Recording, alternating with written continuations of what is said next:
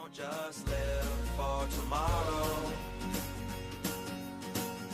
or just live in yesterday. Just be glad for all you have that's in today. Hey everyone, Connie here, and welcome to my blind reaction to Inuyashiki Episode 2. So that's right, as I mentioned before, we are doing Inuyashiki on Fridays now. It did beat out K-On! Just based on the first episode. So yeah, this is our new Friday show for a while, and then when we're finished with this, whether we drop it or finish it, it will be replaced by K-On! Season 2. So yeah. So with the first episode, it was really freaking good. Like, I was told by, I don't remember who, someone, that apparently the first episode's not even that great compared to the rest of the series, but I thought it was amazing. Like, it gave just wonderful characterization. It built up the character of Inuyashiki wonderfully, to the point where we really felt for him, and really, in the span of, like, not even a full episode, like half an episode, we really, like, had pity for him. His family are terrible dicks, basically.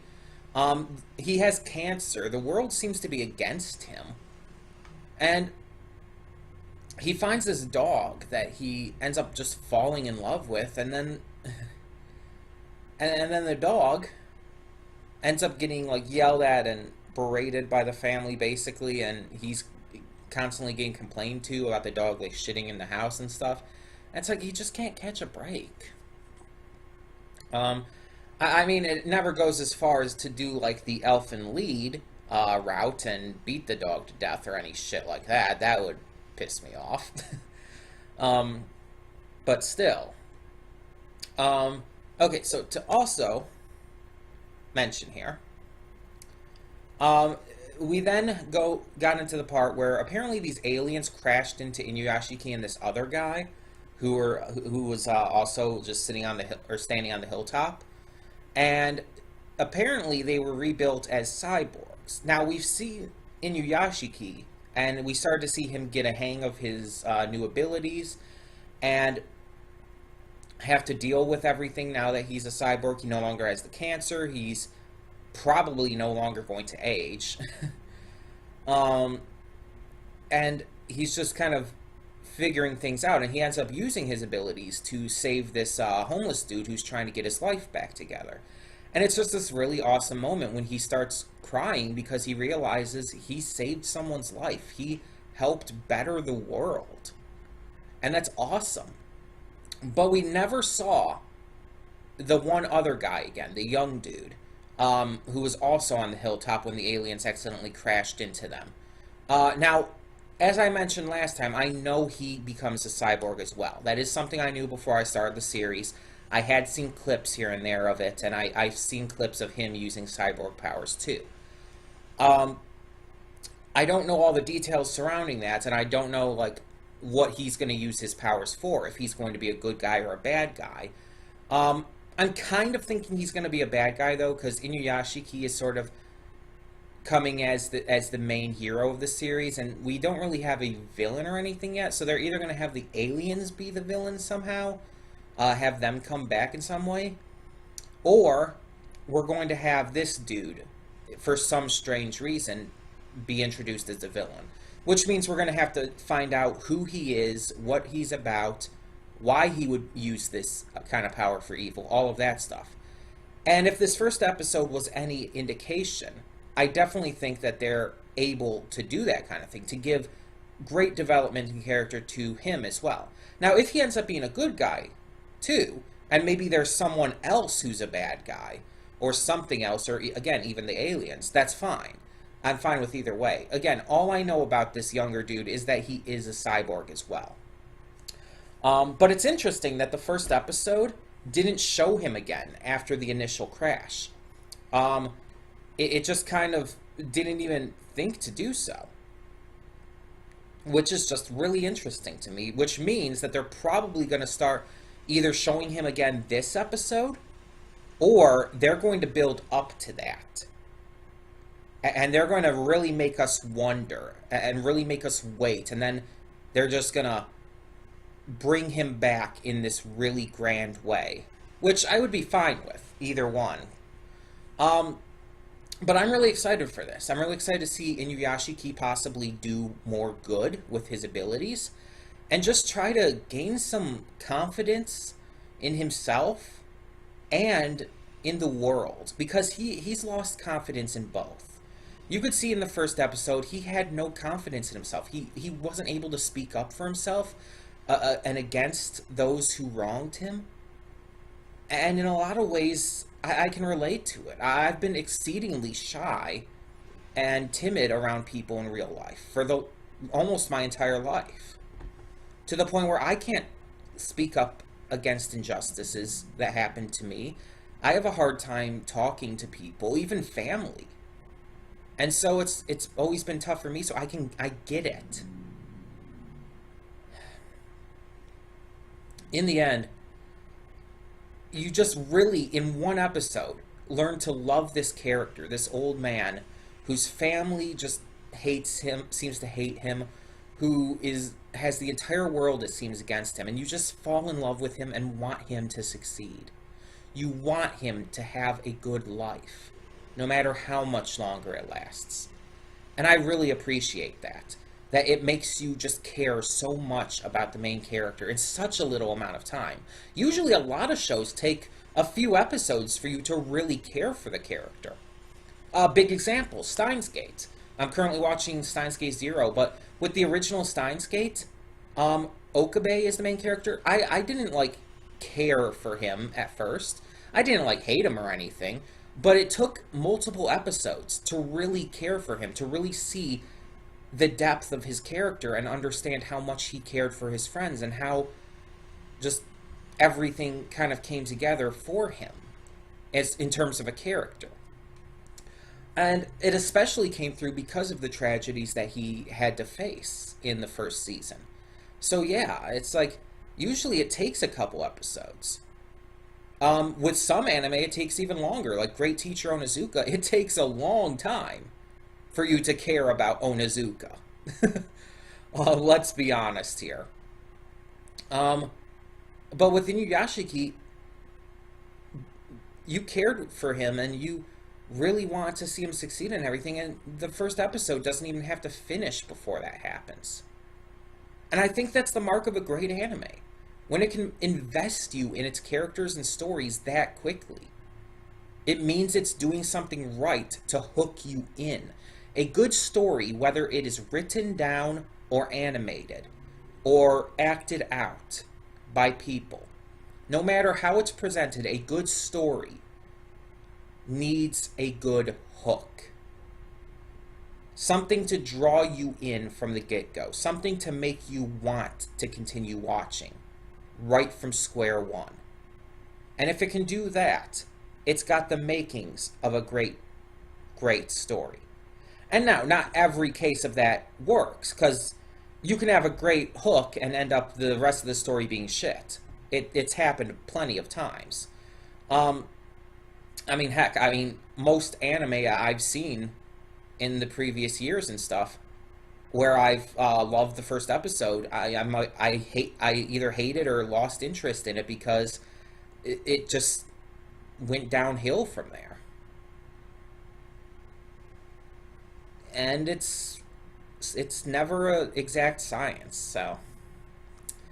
Point being, this was a great opening, and I do have faith that the rest of the series, if it continues down this route, will be great as well. And I really hope it does, because this could end up being, like, top 10 material for me, if it continues down this route. And if it even exceeds those expectations, maybe even top 3 material. That's a bit of a leap to make. I mean, because that means it would have to beat out Miss Kobayashi's Dragon Maid, Full Metal Alchemist Brotherhood, and or My Hero Academia, because those are my current top 3. So it would have to really impress me to beat any of those out, but the possibility is there. So either way, we are going to get started. So when the screen fades to black, pause this redirect and go to the description below. Follow the link to the reaction, and after you watch it, come back here to the redirect and resume play.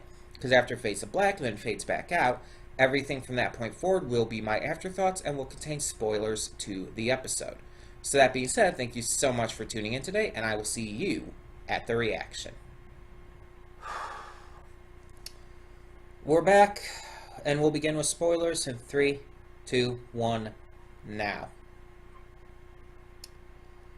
I've watched many anime over the years that have been hard to watch for one reason or another.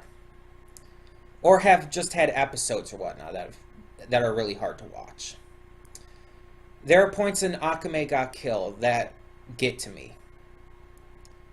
There are things in Corpse Party, Tortured Souls, that really affected me. The ending of Blood Sea, when all of those demon monster things, I don't remember what they're actually called, but when they're attacking and killing all of the humans and in such gruesome, horrifying ways, I've seen that many times now. Just that scene, those scenes alone, and I feel legitimately sick to my stomach watching that kind of thing. Not because of its hyper violence, even. But not even just because of the blood and gore in it, but because of what's happening. The specific of what's happening.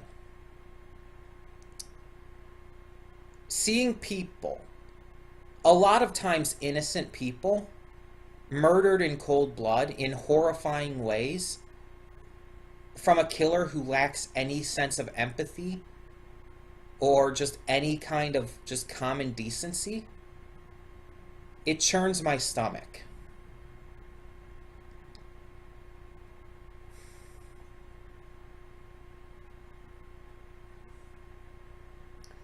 It makes me legitimately sick.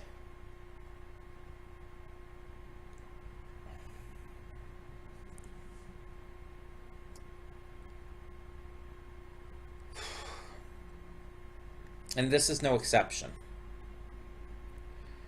The first episode of Inuyashiki made us fall in love with this old man. It made us care for him. It made us feel empathy for his plight. It made us really want to see him succeed and help save people even more. And then the second episode introduces us to the other main character. Clearly the villain. The other person to be hit by the alien spaceship and be given these cyborg enhancements.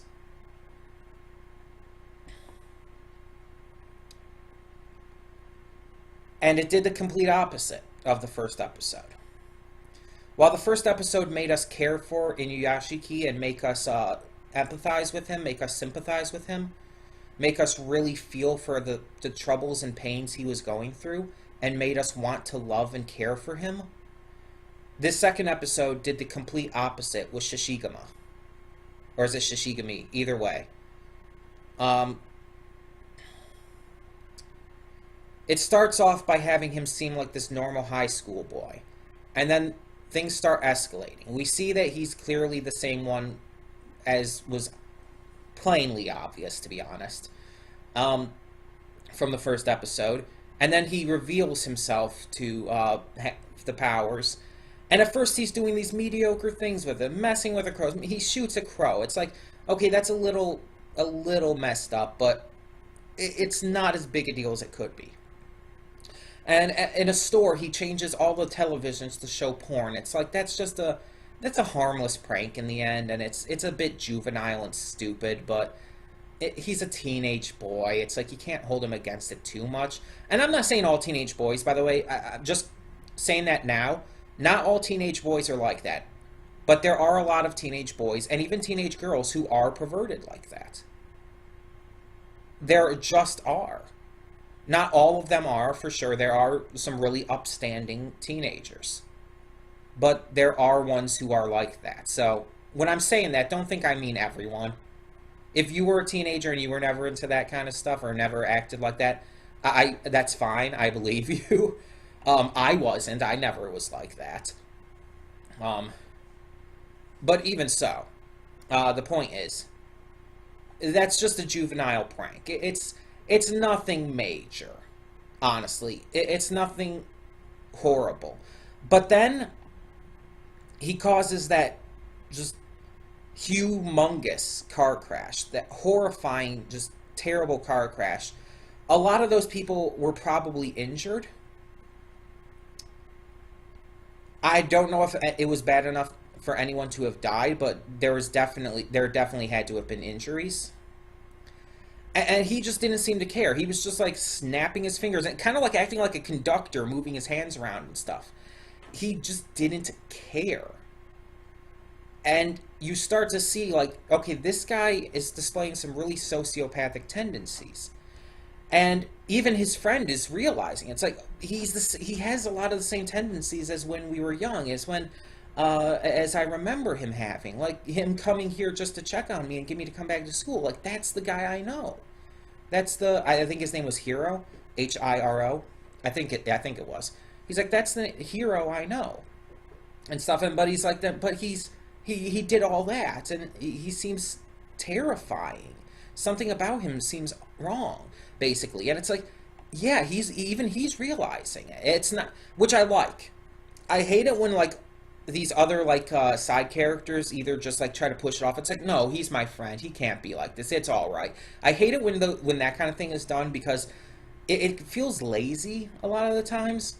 But when it's handled to where they actually realize it and are like maybe even struggling with the concept, because again, like it was here, like, oh, he's acting like my friend would, but there's other things he's doing that is like horrible, and he's struggling with it because it's his friend and stuff, and it's just like, ugh. It's,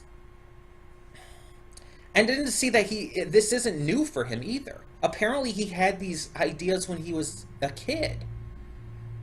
He lacked any kind of empathy. He was basically saying, like, if someone I didn't know who wasn't a friend or family member died, I wouldn't care because I don't know them. That is psychotic. That's wrong. It's like, even if you don't know them, even if you wouldn't care as much as you would with a family or friend, which is understandable, the idea that he wouldn't care at all and doesn't think it's worth even thinking about, basically, is terrible. Like, I'm horribly sad when people die, especially innocent people who are killed. There's all this stuff in the news about these innocent people being murdered by cops and serial killers and mass murderers and all of these school shootings and shit. And it's heartbreaking every time I hear about one of these things. I don't know them. I've never seen them in my life. I've never even known they existed, to be technical. But that doesn't mean I don't care. That doesn't mean that their deaths don't matter.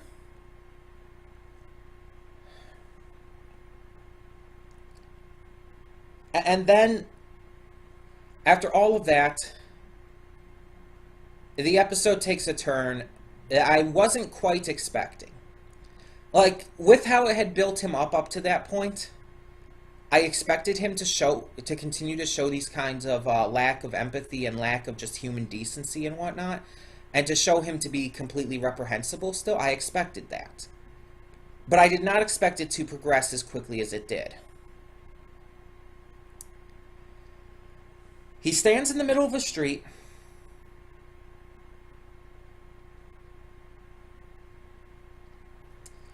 spins around with his eyes closed, and when he stops, he just goes into the house that he's facing. He doesn't know whose house it is, and it doesn't matter to him. He goes in there, he finds this woman making dinner, and kills her. Just fucking kills her. And that alone was starting to get to me. Like, that alone was like, it's like, what the fuck? It's kind of like that kind of response from me. It's like, did that really just happen? My heart really began racing at that point. And then when I heard the father, like, talking to his son in the bathroom. You heard it, like, uh, kind of like an echo from outside of the bathroom door and everything when Hero's standing there. It's like my heart sank when I heard that. Because at first it's just like, oh, it's this woman, and she expected. I assumed she expected her son to come home.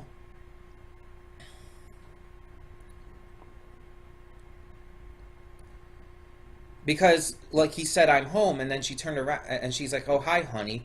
But apparently, I guess it just didn't register with her instantly, because apparently it was a daughter she was expecting to come home.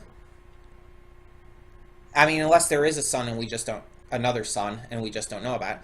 But either way, the fact that she didn't even. Uh,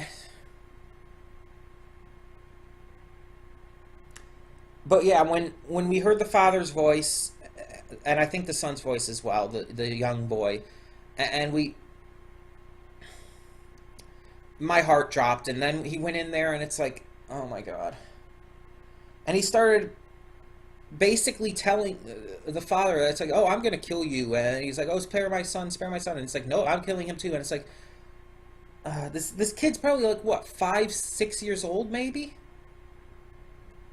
He has no idea what's going on during all this. And then the father gets shot in the shoulder, and it's like, that's not a mortal wound or anything, but it's still terrifying. They're in the bath. Like, that's one of the most vulnerable, innocent places a person can be in.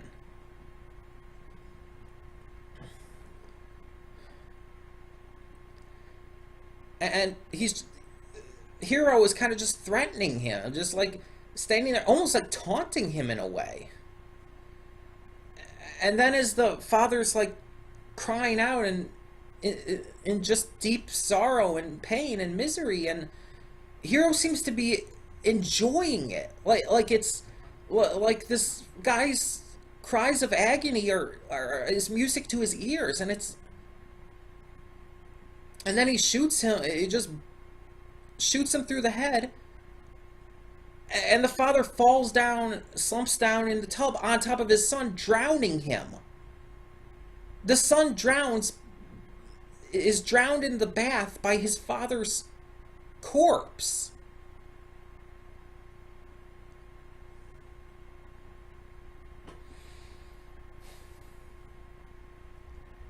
And then the daughter comes home. She sees what happened to her mother. This fucker starts talking to her about manga and One Piece and shit, and it's like,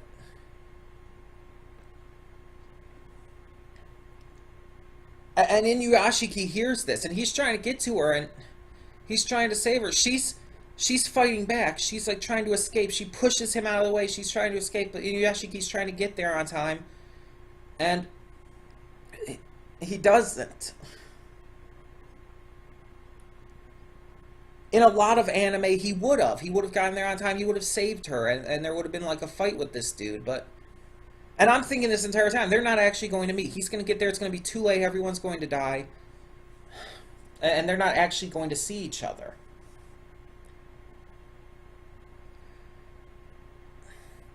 And that Inuyashiki's probably going to have to keep following this dude's like wake of murders and stuff, and they're going to end up meeting some point further down the line. But no, Inuyashiki gets there, sees all these corpses, and then Hero is still there, and he tries to shoot Inuyashiki, but then Inuyashiki shows it's not going to affect him like it does with everyone else.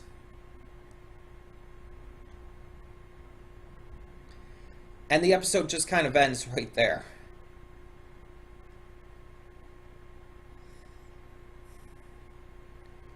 This was really fucking hard for me to watch.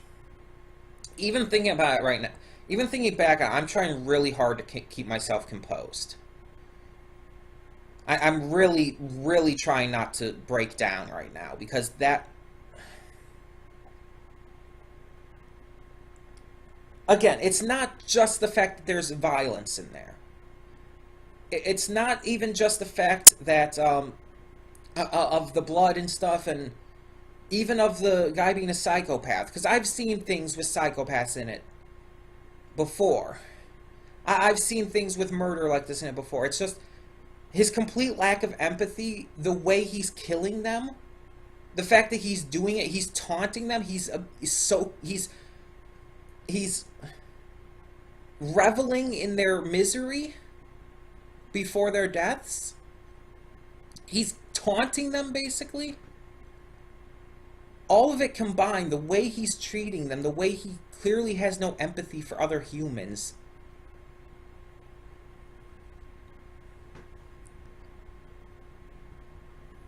The fucking kid.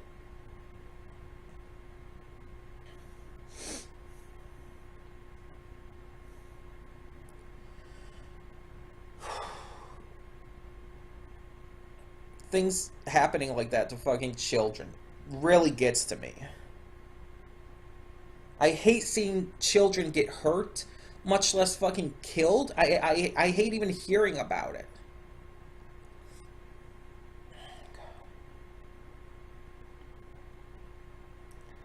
To see this young boy, again, 5 or 6 fucking years old, to see him be drowned by his father's corpse.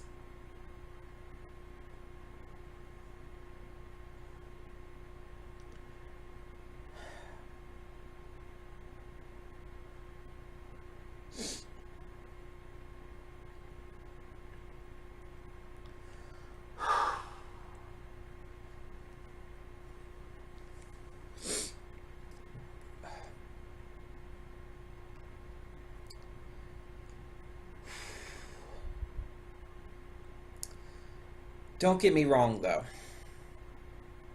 I'm not saying I disliked this. I'm not saying at all... I'm going to turn up the lighting, by the way. I'm not saying at all that I disliked this. I'm not saying at all that this was bad.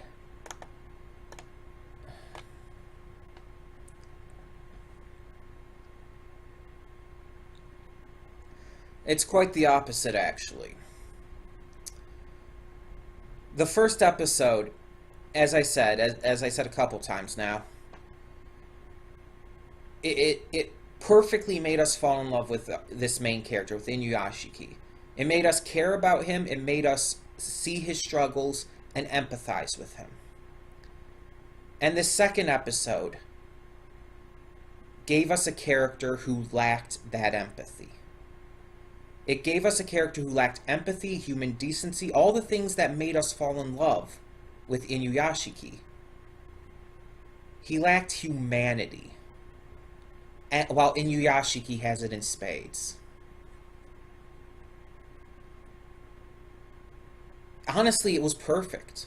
It was perfectly handled. Yes, it was hard to watch, it was horrifying, it was sickening, it was disturbing, but it was perfectly handled. It was meant to be like that. The sheer amount of murder he commits here, the sheer amount of horrible actions, the specifics of the horrible actions, it was made to shock us. It was made to take us out of our comfort zone and show us the complete opposite of Inuyashiki. To show us what someone who lacks empathy, who lacks human decency, who lacks control would do with the kind of power that Inuyashiki just used in the last episode to save someone. That kind of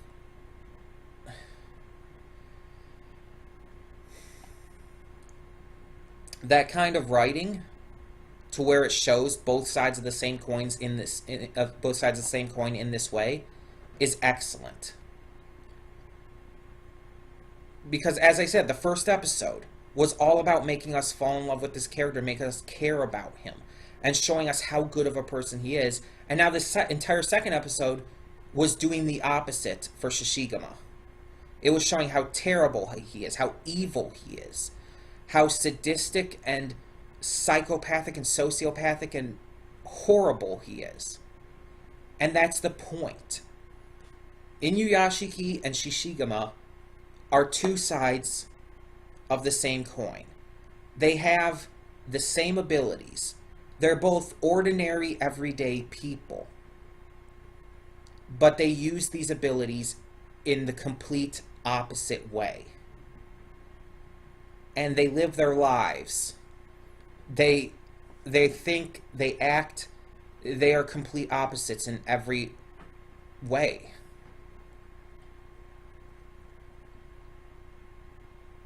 And it needed to do this. With how well it built up Inuyashiki in the last episode, with how great it showed him to be, how good of a person, how caring and heartful he is, it needed to balance that out by showing the other side of things, by showing how someone who isn't like that would handle this. Someone who is a terrible person would react to getting these powers and what he'd do with them.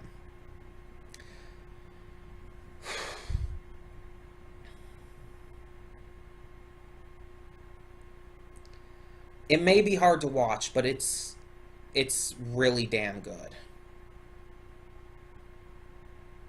Now, I don't think that the entire rest of the series is going to feature a lot of this. It's not going to be as shocking. This episode was as shocking as it was because it didn't come out of nowhere necessarily, but it was such a difference from what we got with the first episode and what we got with Inuyashiki that it was shocking, it was surprising, it was unexpected in a way. It's not going to be as much so with the rest of the series.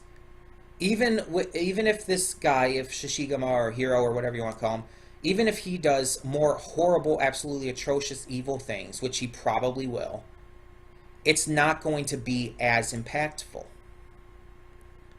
It's not going to be as shocking. Now, that doesn't mean it's not going to be as horrible, and you won't feel as badly for these people he kills and stuff, or these actions in general that he takes. It's more saying that it's just not going to have that initial shock factor. It's still going to be just as reprehensible, but it won't be as shocking. But I think that's kind of where it needs to go. And I don't think they're going to go out of their way to make it as shocking either. I don't think they're going to... I think the reason that they went so far with this one made him do what he did, like with this family and everything, kill them in all of these gruesome, horrifying, evil ways, and the evil things he did while doing so. I think the creator of this, from the original manga or whatever, and then when it was adapted to anime, I think it was done this way specifically for the shock factor. And that from this point forward, it's going to probably be lessened a little bit. It's going to be brought back down a little. He's still going to commit horrible, heinous acts. But it's not going to be as focused on and not going to be as heavy as it was with this one. They're not going to have as much of it at once. Because again, I feel like they did it in this episode just to have that shock factor. And from this point forward, they're still going to do this kind of stuff. But just not as much at once. Not as heavy, not as hugely focused on. You know what I mean?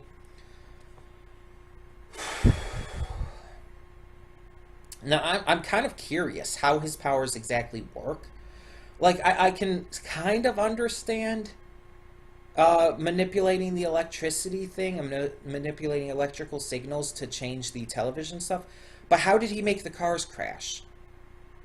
Was it some kind of telekinesis? And how does he shoot people? How does he do that? Like, he says bang and, like, treats his finger like a gun? How does that actually shoot people as if there was an actual bullet? Is it like some kind of weird air pressure thing? I'm legitimately curious how that works. I mean, it's alien technology, so you don't have to question it that much. You kind of can just view it as, oh, it's alien tech. It doesn't really need to be explained. And honestly, it probably won't. But I feel that I just kind of want to know, you know? I'm just kind of have that morbid curiosity on how it exactly works. Because I don't think there's bullets involved. Like, I don't think there's bullets involved at all. Like, he's just, like, somehow manifesting bullets. I don't think it's quite that. I think it would probably be more along the lines of air pressure. I don't know. I just don't know. Either way,